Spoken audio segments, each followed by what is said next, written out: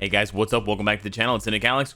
Today I want to talk about a potentially leaked comic card that was posted and it's making the rounds online. And I actually do want to talk about this leaked card because on the one hand, it's not a sneak peek. On the other hand, it looks to be very legit. If this was a fake, I'm looking at it right now as well. If this was a Photoshop, it's a very well done Photoshop. And also because there is information that's not in English, so I wanted to give you the translation that I have so that maybe we can, compare notes and find out if one of them is correct or incorrect.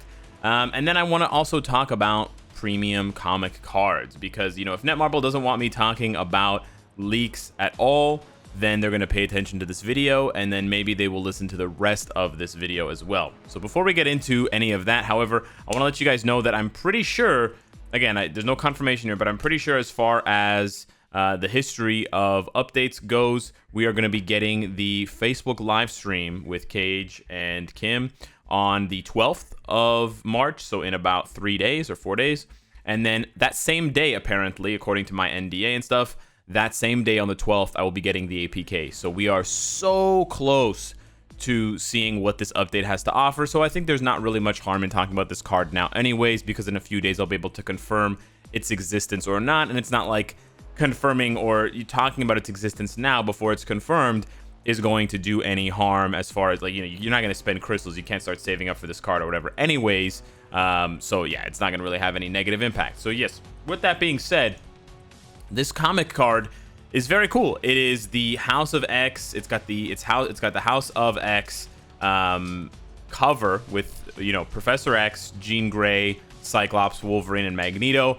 Most notably, besides Cyclops, all four of those characters, well, three of those four characters, Jean Grey, Magneto, and Wolverine, are part of the original teaser that we got, the very first sneak peek. So hopefully the next sneak peek or the tier 3 sneak peek will be Professor X with that helmet on. That's sort of like portable Cerebro. And this is the X-Men House of X 2019 issue 1. So yeah, the reason why it says 2019, some people have said, 2019, oh, that must be a fake, it's 2020. No. The comic was released in 2019. And speaking of comics, I got my I got my omnibus of House of X Powers of 10 in the mail. So this is like every single all 12 of the comic issues put together. It's beautiful. The images are even larger than they are in the comics, and they're so well done. You can see Nimrod over here. So yeah, I'm really excited to read through this for the third time. And yeah, let me know if you guys have it as well out there. And if you are curious and you want a closer look at this, I'll be showing this in the live stream later tonight. So what you're probably wondering right now, I've been killing you for like 3.5 minutes. What are the stats on this card? So apparently the first stat is ignore defense, which is very good. The second stat is all attack, which is very good.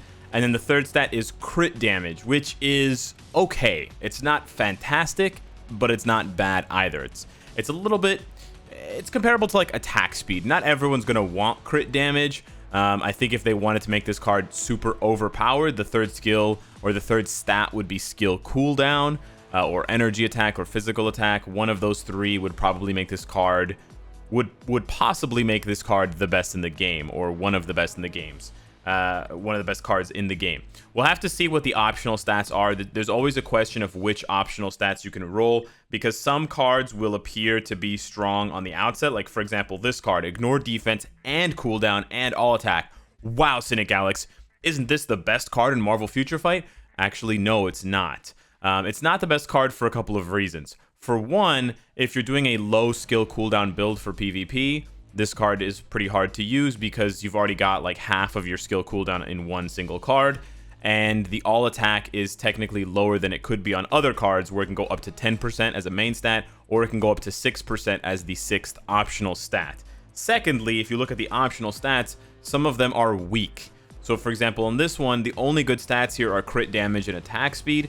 If you don't need those, then you're kind of SOL, you're shit out of luck. The 5th one here is also very weak. It's a bunch of resistances and then dodge. So again, if you don't want dodge, this card sucks. And then the third option, well, not the card, but the stat sucks. And then the last option is energy attack or max HP. So you can't get both, you have to choose. Also, this card can't roll physical attack. So as you can see, this card actually has quite a few flaws which make it less than ideal. And if you compare that to a card like this that has all attack cooldown, so you get more all attack. The ignore defense is the last stat, which is, you know, it is what it is, but you've still got the same 3 stats, just in a different order. But then look at the optionals. You can roll physical attack or max HP, which is nice here. Here you can roll energy attack or crit damage. So again, you've got 2 options, but of course you got physical and physical. And then on the last option, you can roll attack speed. Now, you know, attack speed is not that great, but as you can see, this card basically only has 1 weaker optional stat. Pretty much every card in the game has 1 sort of weak-ish optional stat like attack speed. It's impossible to have, you know, everything. Ideally, the max HP from this one would be down here, and then the card would be perfect. Actually, I think the Spider-Man card would be like that, except the Spider-Man card has attack speed as the 3rd. So there's pretty much no way to get around the attack speed or crit damage as one of the stats, but it's better having 1 weak optional stat than 2. So I also wanted to take this time in the video to explain to you guys that it's not, I mean, the orange stats are very important, but it's not just the orange stats if you are looking to min-max. And if you are looking to optimize your cards, you have to consider the blue stats and what options you can roll as much as you need to consider the orange stats. So that's why I don't want to cause too much of a ruckus with this new with this new potential card, this potentially leaked card. I can't say that it's for sure real. It could be fake, but there's no way to know yet if the card is perfect or if it's even top 5 because of those optional stats. If the optional stats are weak, then, or if there's too many good stats in the same option, you know, if they put physical attack and energy attack in one option, that's going to be a real bummer. You're going to have to settle for other sort of secondary or tertiary stats to avoid having just bad rolls on the card. And so a card like this actually has a little bit more balance, because as you can see, you have crit rate, crit damage, or cooldown on the 4th option. So you do have quite a few different situations there. Here, you basically only have energy attack or ignore defense. But again, you have options. And then for the 3rd one, you have basically just physical attack. So this one actually doesn't have any weak options because attack speed is the set 3rd stat. But it's harder to roll this card because the last option, it can only be physical attack. If it's anything else, then the card suddenly becomes worthless if you are trying to min-max. I know some of you out there are thinking, Cynicalex, this card stat advice is helpful, but I'm just struggling to get 6-star cards. And that's the last thing I wanted to talk about. Hopefully the Marvel Future Fight devs are still watching this video, still taking notes on what Cynicalex is saying. We need more ways to consistently farm 6-star cards. It doesn't necessarily have to be premium cards, but we need a way to farm more. You should be able to farm at least 1 6-star card per day. I think that's the minimum that you should be able to farm. And I don't mean, you know, if you pool all your resources and you run Dimension Mission 100 times per day, you can maybe get, if you get lucky with opening your Alliance card chest, you know, if you open this and you get a 4-star card, and then you save up, okay, wow. And then you go and you go to the Shield Lab and you save up 70,000 pink dust, and you go over here and you do this and you get another 5-star card. Okay, yeah, obviously you can, you see, Alex? There you go. You can totally make a mythic card per day. No, that's not what I'm talking about. I'm not talking about, you know, stretching yourself to the absolute brink of wasting all your resources just to get 1 mythic card per day, because that's on average not going to equal out. I'm talking about a way for us to just simply get a 6-star mythic card, random, regular mythic card. It doesn't have to be premium, like I said, per day, to help with the re-rolling process. Very simply, just put an achievement in the game, put an achievement that refreshes daily, or something like that, or some sort of bar that fills up as you progress, and then just choose a game mode. For example, you know, 10 giant boss raid runs in a day, and you get a random mythic card.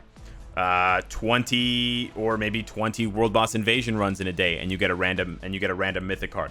Something like this, where we can just easily step forward and grind it out, and get that.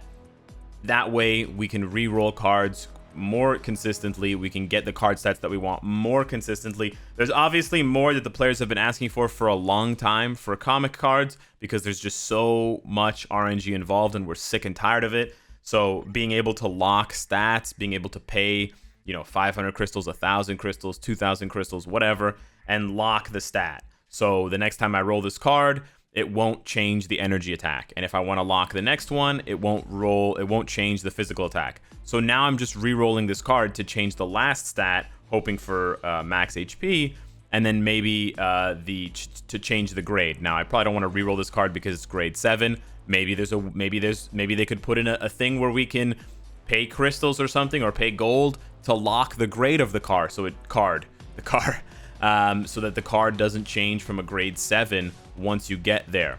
There's a lot that people have been asking for comic cards. Comic cards in Marvel Future Fight actually have a really infamous sort of beginning, where Marvel Future Fight tried to, the Netmarble devs, tried to go really hard into gambling and gacha mechanics, where you had to combine pieces of a comic card to make the comic card itself. The buffs for comic cards were much worse back in the day. The card would just give you one static stat instead of 6. So imagine this card only gave you 5% crit rate. That's it, nothing else. And you could only have one card active at a time instead of 5. So it's literally like 1/30th of the current stats that we have on cards, because it's one stat and one card versus 5 stats and 5, or 6 stats and 5 cards. So it's insane how much of a power creep there's been on cards, but it was also insane how expensive it was to build up some of the comic cards. People spent thousands of dollars trying to finish their comic card collections for a measly 5 crit rate, or a joke, 5 skill cooldown. No lie. So with that being said, with that reminder in our brains, I think it's time, Marvel Future Fight. You want to keep introducing these premium comic cards. You want us to keep going into the lab here, or into the shop here, and gambling on these cards. You just released these cards recently, a few months ago. Fine. This is what you want us to do. Sure, whatever. Fine. I don't mind encouraging, being encouraged to spend crystals on comic cards, and I don't mind encouraging players to spend crystals on comic cards if it's worthwhile. Comic cards have such an impact on your roster, but we need more ways to lock stats in order to reduce the amount of RNG. And then we need more ways to farm mythic cards to re-roll, because that's the whole thing. It's even once you get the card to mythic, it's not even close to being done yet. You have to re-roll it constantly. So, constantly.